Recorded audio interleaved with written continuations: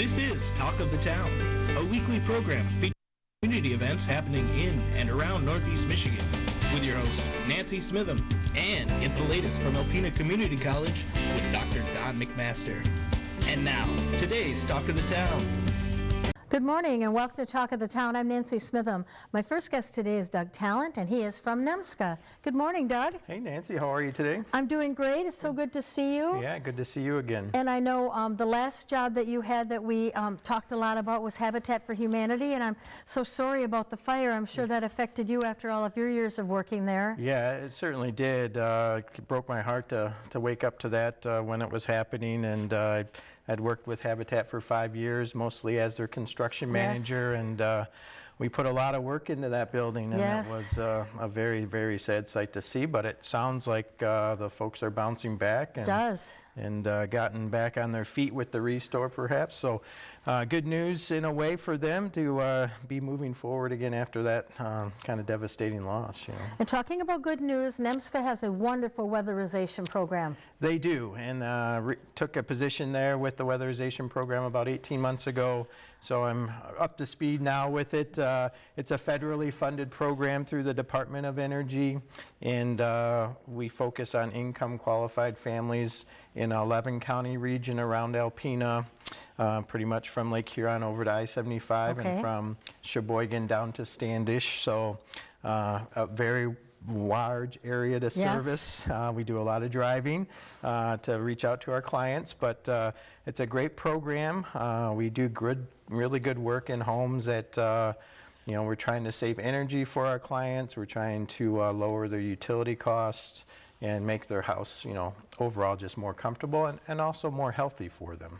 So give me an idea of exactly what you can do when you go to someone's home. Yeah, so the process starts with what we call an energy audit, and one of our certified inspectors would go out to the home, initial inspection, and kind of do a lot of data gathering, right? Look at insulation levels in your home, look for air leakage in your home, kind of assess your furnace and your water heater and sort of the major energy consumers in the home, and see if there's ways we can maybe try to affect the energy use in a home. So once that data is collected, our energy auditor will put it into a software program and develop a work order from there. We look at attic insulation and wall insulation and doors and windows and furnaces. So a lot of good work can be done. Overall performance of the house can be improved, and then we bring in our contractors to do the work. And then once that's done, I go in and inspect the final product to make sure it meets our standards. So you actually help with furnaces? Yeah, we do. As part of the program, if your furnace is a little bit older, not performing to its highest level of energy efficiency, it could qualify for replacement. And we have, I think we probably replaced a dozen or so already this year. Wow. So, yeah. And hot water heaters? Hot water heaters also another energy consumer in the home, high energy consumer in the home. So that's something we look at. We actually had a program last year for Alpena Power customers where we were replacing electric water heaters with a new improved hybrid water heater, saving about $500 a year in energy costs. So very exciting program. That will be happening again this year for Alpena Power customers, so looking forward to that again this year. So how do people know if they qualify for your program? Yeah, what they need to do is reach out to us, and we can kind of walk them through the initial kind of pre-screen to see if their income is within our guidelines. Typically for a family of two, it's somewhere in the neighborhood of $24,000 a year. So that's sort of the baseline, and then we can, depending on how many folks are in the family, it kind of goes up from there. But we would be glad to kind of pre-screen and let them know if they're, pretty close to being eligible or might qualify for our program. So when you're in a home, you go there and you say, wow, you need insulation, but your roof is really bad. I mean, so do you give them recommendations? Yeah, we try to partner with other folks in our region, other organizations that may be more equipped to handle roof repairs and some other issues that weatherization can address. Roofs are a major concern in our area. We run into that quite often. Yes. And I know Rural Development offers some good grants that can help with roof replacements. I know Habitat for Humanity throughout this region has critical home repair programs that can also help with those sorts of things. So we direct folks in those, kind of to those other organizations that could help kind of dovetail with our program to make sure we kind of do a complete project for a homeowner. So, and my home is pretty energy efficient, and I make a substantial wage, but it scares me when I see that DTE and that Alpena Power bill come in the mail, just because I don't know exactly what they're going to be, but I have the resources to be able to cover those bills. I feel for families who don't have that income, and when you think about power and heat and food and car insurance and homeowners insurance and all those things, that can be just overwhelming. Yeah, there's no doubt, and we run into that quite often out, with our clients, where their energy usage is so high, and they, often have to seek other programs at NEMSCA. The Utility Assistance Program is something that's obviously very busy at this time of year, helping folks try to meet those needs. But a lot of folks in our area are on fixed incomes, and that makes it even more complicated. And that's what we're there to do. Try to bring that energy cost down so that bill's not so frightening at the end of the month. I kind of get nervous with my bills too, and don't look forward to that DTE one in the winter for sure. But that's something our agency can help with if you're having trouble meeting those bills at the end of the month. Utility Assistance is out there. Reach out to NEMSCA. That's a separate program from mine, but out there for folks to use. Just go on the website for NEMSCA. They have so many wonderful programs to help so many people, and the area you cover is a huge area, but you have great services in all areas. I feel lucky to work there at such a great organization that provides such great services for folks in our area. And our program, Weatherization, it's not a payback program, so that kind of makes it that's wonderful. Kind of advantageous for folks. It's a free program funded through the Department of Energy, so I encourage people to give us a call and get involved with Weatherization. Okay, give you a call. How do we call you? Yep, you can reach out directly to me at 989-358-4724. Or you can email me at talentd@nemsca.org. And anyone out there in any of the other counties, the same phone number? Yep. We're the central kind of contact point is right in my office. So please, anyone from I-75 to the lake, please give me a call.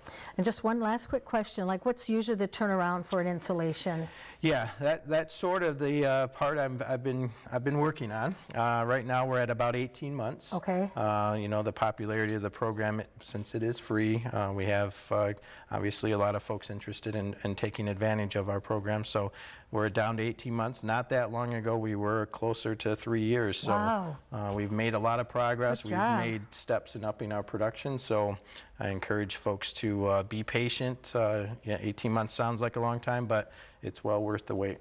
Thank you so much for being here. Thanks, Nancy. Thank you. Yeah. I'll be right back with Jackie Krofchuk following these messages. Hi, welcome back. As promised, I'm with Jackie Krofchuk from the Alpena Area Chamber of Commerce. Good morning, Jackie. Hello, Nancy. And as we're taping this, actually this week is your last day at the Chamber.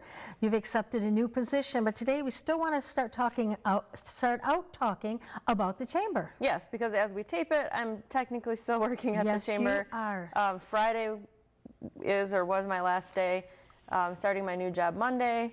But I'm definitely still going to be involved with a couple of things at the Chamber, especially annual dinner, because that's a huge event. Oh, yes. And incredibly, we sold out at 700 people already, which is huge. I mean, people are still calling. We've got a wait list going.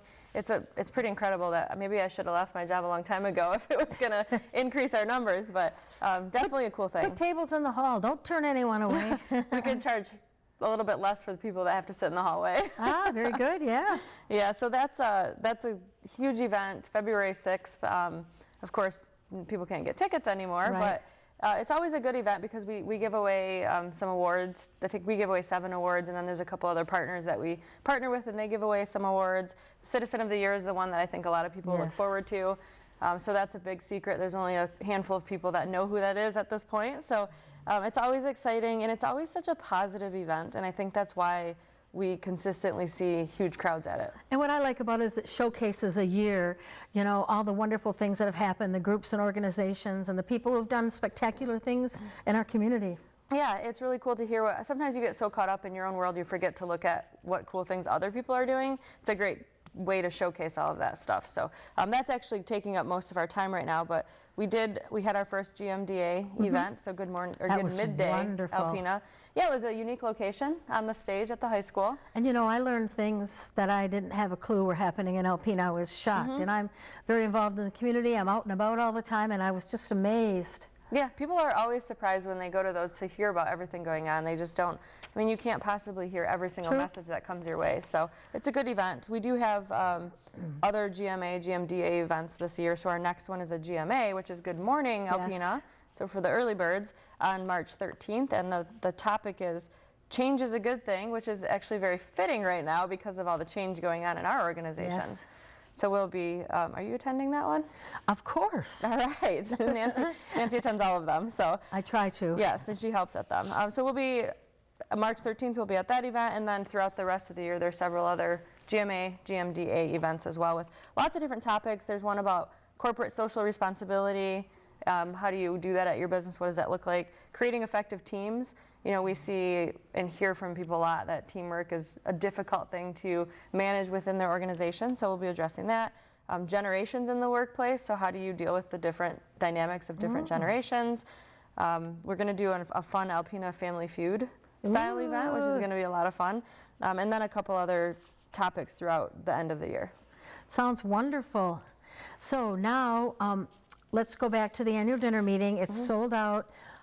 No chance for anyone else to get tickets. They can be put on a waiting list, but just want people to realize what an important event this is in our community, the sponsorships, the time, and the energy that goes into this event. And we want to thank the Ambassadors Club for all the work that they do. Yeah, the ambassadors are incredible. It's a group of, for those that don't know, a group of 25 volunteers, capped at 25, always a waiting list.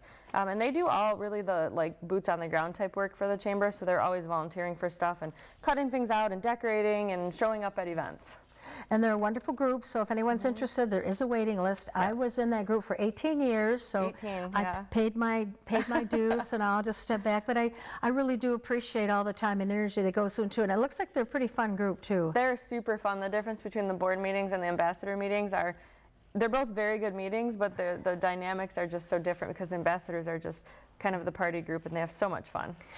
And speak to your board of directors. You have an excellent board of directors, people who give up their time and their talents and their energy just to try to make our community a better place to be, and they donate that time to the chamber. They do, and in my 13 years almost at the chamber, I've had an incredible board every single year. I mean, the people are so dedicated to the chamber's success, which means they're dedicated to the community's success, and they've just been a phenomenal group, every single one of them. Okay, now let's switch to you briefly here. Everybody in town is saying, where's Jackie going? What is she going to be doing? So give us an idea of your new position. Yeah, so I'm going to work for a company called Innovatech Solutions. Okay. I don't want to describe it this way, but I think the most common way people would know of it, they say the Omni Metalcraft Incorporated, that group of companies. But Innovatech is one, I'll be working for that one. But really for all of those organizations with workforce development and just a whole lot of projects they've got me focusing on for them. Well, and we have enough time to talk about workforce development, the wonderful program that you do at Alpena High School every year.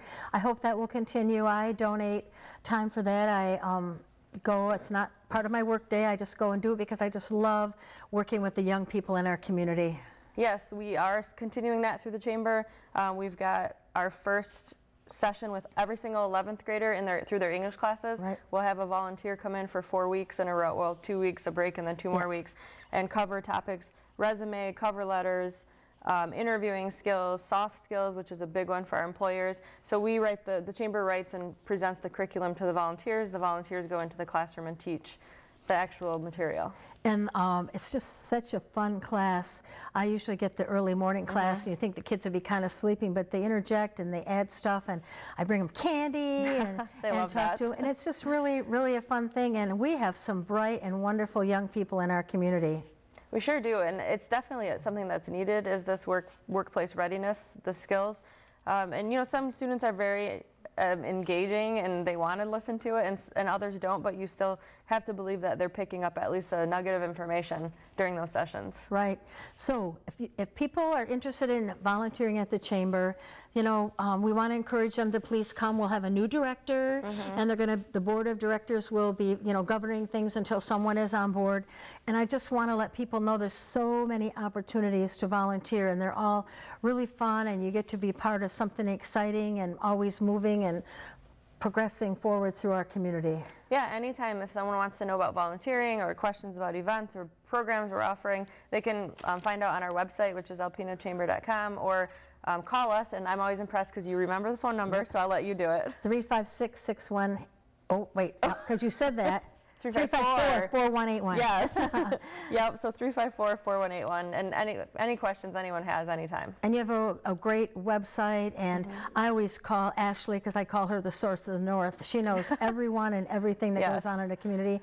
And you have Val now too, and Val's just so perky and dynamic and out there. And then Alicia at the front desk. So you have a great crew of people. We do, and we added Mike Mahler to the group. So, yeah, and Deb's our bookkeeper. I mean, they're an amazing group of people, and I'm sad to be leaving them, but it's a good opportunity for me, and I'll still be in touch. And you'll be around, yes. Thank you, Jackie, and best wishes in your new career. Thank you. Thank you. Please stay tuned for Dr. Don McMaster following these messages. Greetings, everyone. Welcome to Talk of the Town. I'm Dr. Don McMaster, and president of Alpena Community College. Pleased to have as our guest this morning Alicia Dietz, Student Success Coordinator at ACC.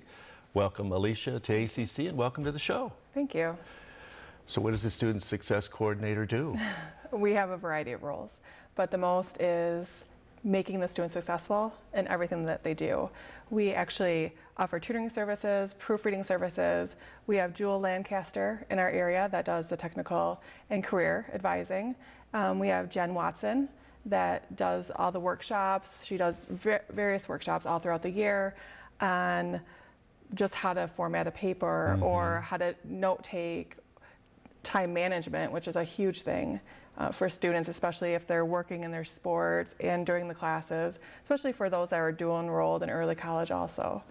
That is a very good point. We have a spectrum of students that people may not really realize that range from dual enrollment or early college. You could be 10th or 11th grade in high school, but taking college classes, to non-traditional students who may be in an occupational program or maybe in a transfer, coming back to school after being away for a long time.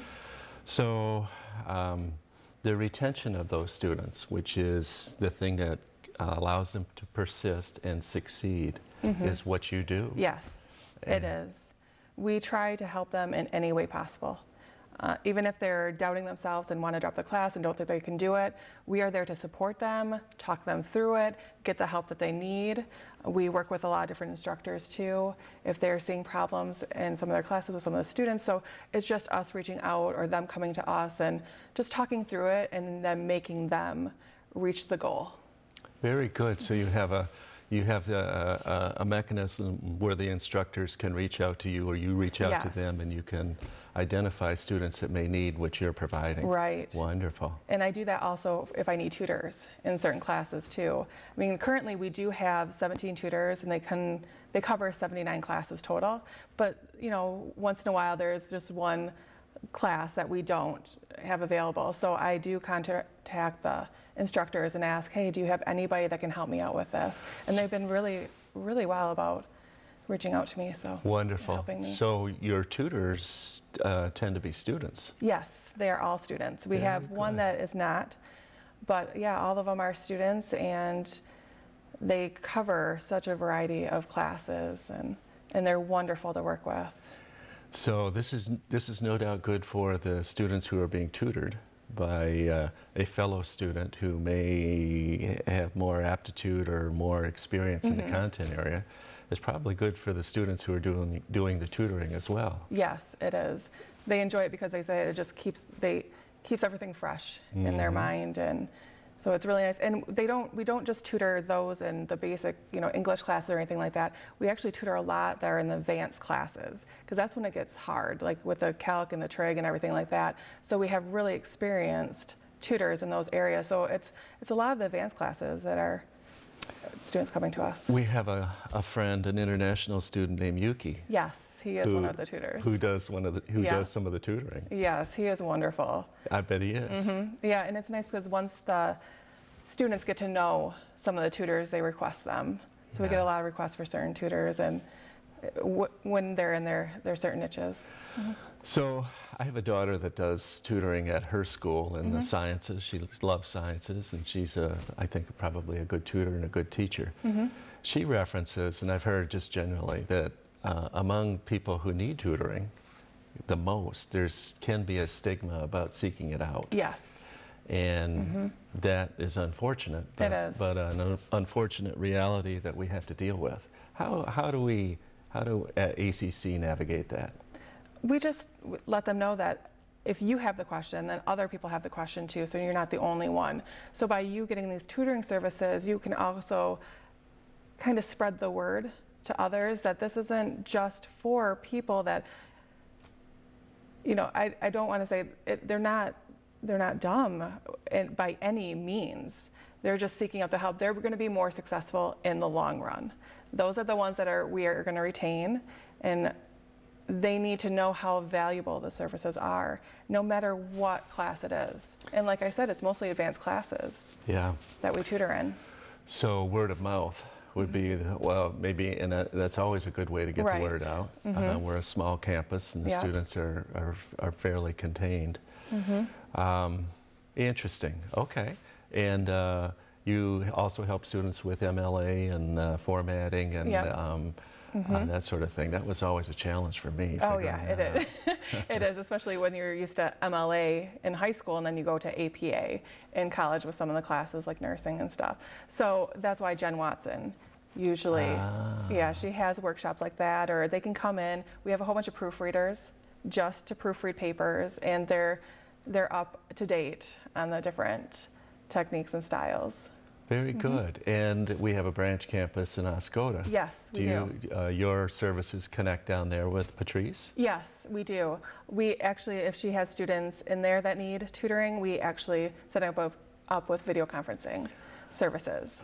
So we do have quite a few tutors that video conference with other students in different areas. So then that way we can also reach the dual enrolled and the early college that we have in the different campuses. Interesting. So we use video conferencing to reach students where they are. Yes, we do. So our tutors may be on main campus, but doing tutoring to students that are in Oscoda or in the K-12s. Correct. Yes. Wow. And how does that work? We have a certain area. I mean, how well does it work? How well does it work? Oh, it works really well. And it was really nice because even last week, we had a student that did it through the Oscoda campus, but our tutor didn't have the textbook. So I reached out to our math instructor, and I got a math book for him, so he can follow along with the student in the Oscoda campus. So it works out really well. I've heard nothing but positive things about it. Wonderful. Well, Alicia, I think just generally in community colleges all over the nation, helping students succeed is an absolute, that's priority one, it seems to be, and it should be. Community colleges have traditionally been places that are open access, and that's a great thing about community colleges, but helping students get beyond access to success is the transition, and it's a hard one that has to be done. So. Thank you very much for what you do for ACC and ACC students. Thank you, folks, for watching Talk of the Town. We'll see you again next week. This has been Talk of the Town with your host, Nancy Smitham and Dr. Don McMaster. For a list of community events taking place in Northeast Michigan, please visit our website at WBKB11.com and click on our community link. This has been a Thunder Bay Broadcasting Corporation production.